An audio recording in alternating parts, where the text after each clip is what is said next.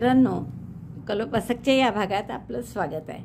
आपण यात सुरुवात केल्यापासून सिंगल क्रोशे, मग हाफ डबल क्रोशे, मग डबल क्रोशे, मग ट्रिबल, ने मध्ये स्लिप स्टिच, मग ट्रिबल आणि मग डबल ट्रिबल इथपर्यंत बघितलं आहे।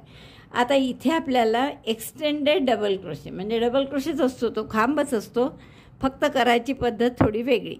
तर त्यासाठी आपण परत 4 चेन करणार आहे। पहिला एक्सटेंडेड डबल क्रोशे म्हणजे तर डबल क्रोशेत आपण काय करतो, परत एकदा आठवा, दोऱ्याचा वेढा घेऊन टाक्यात घालतो, दोऱ्याचा वेढा घेऊन बाहेर काढतो। 3 टाके असतात सुईवर, दोऱ्याचा वेढा घेऊन 3चे 2, पुन्हा दोऱ्याचा वेढा घेऊन 2चा 1, हा झाला आपला डबल क्रोशे।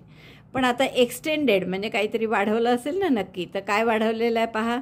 दोऱ्याचा वेढा घेतला, पुढच्या टाक्यात घातलं, दोऱ्याचा वेढा घेऊन बाहेर काढला, 3 टाके आहेत सुईवर। आता खांबासाठी काय करतो आपण डबल क्रोशेसाठी, की दोऱ्याचा वेढा घेतो आणि 2 टाक्यातून काढतो एकदम। तर आता तसं न काढता पहिल्यांदा आपण दोऱ्याचा वेढा घेऊन फक्त एकाच टाक्यातून काढणार आहे। दोऱ्याचा वेढा घेऊन फक्त एका टाक्यातून काढला, परत 3 जसेच्या तसेच आहे।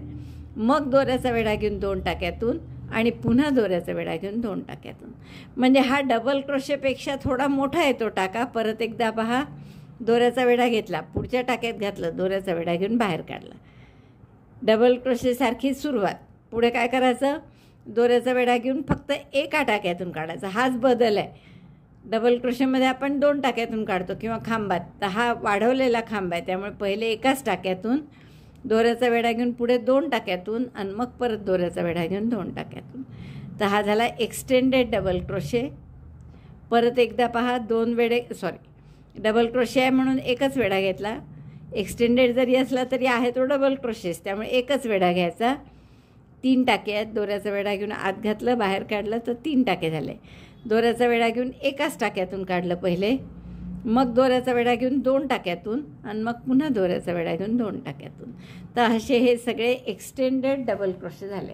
बघा, इथेही तुमच्या लक्षात येईल की ही डबल क्रोशेची जेवढी उंची आहे त्यापेक्षा एक्सटेंडेड डबल क्रोशेची उंची थोडी जास्त आहे।